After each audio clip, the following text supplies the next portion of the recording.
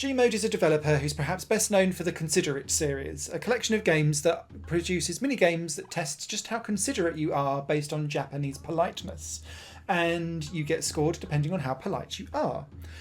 And they also have a secondary series that's perhaps lesser known called Toridama, and these are braveness challenges. Again, it's minigame collections testing just how brave you are and how close to the limit you're going to do something and then trigger your safety net so that you don't end up killing yourself, causing mischief or harm to others, or just triggering a disaster.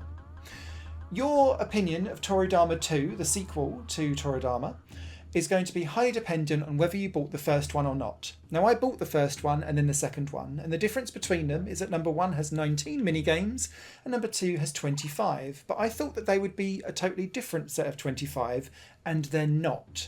And so if you're new to the series, ignore the first one and go straight for number 2. If you have the first one and are thinking about the second one, be very careful. Most of the game is identical and it really disappointed me. However, if you're new to Toridama, what's it all about? Well, in these 25 mini-games that will have 3 or 4 different variations of them for each one that you get, you will be given a random selection of 5 to test your bravery, to see whether you're brave or a chicken. And these will be things like driving a car towards the edge of the cliff and working out when to trigger the brake so that you go drive all the way up to the edge of the cliff but don't go over the edge. A second version of that will put you in a faster car and start obscuring all of the different meter markers so that it's a bit more difficult to judge.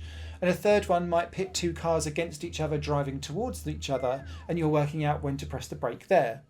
Other versions will include things like working out when to dive for politeness in front of your boss, whether you can sneak away like a special thing from Winnie the Pooh and his jar of honey, for example, blatantly unlabelled Winnie the Pooh as well. Other ones are like climbing up a mountain and seeing whether if you just press the button too many times, will you then jump off the edge of the mountain and kill yourself. There's loads of different variations and they're all short and succinct, just last a couple of seconds each. But if you go over the edge, then you're determined to be way too brave, and that's a problem. But if you lift too early, you don't score very many points and you get ranked as a chicken. The better you do, the more mini-games you unlock to be put into that random selection of 5 pile, and then you'll get variations on them all appearing over time, and you'll unlock titles that will essentially act as like mini in-game trophies for you to try and collect all 75. The more you do, you then unlock a free play mode to pick and choose whichever of those games that you like. And then there's a local multiplayer mode that takes 5 of the mini games. A couple of them are actually bespoke ones for multiplayer that sees you pitted against each other to see who can be like closer to the edge of the cliff or who can complete the most amount of jumps on the train to collect as many coins as possible, a bit like Flappy Birds but on a bullet train. So there's plenty to have here. It's short and succinct. I only ever play this for a couple of minutes and then I kind of go away and come back again, but I do find myself returning to it quite often.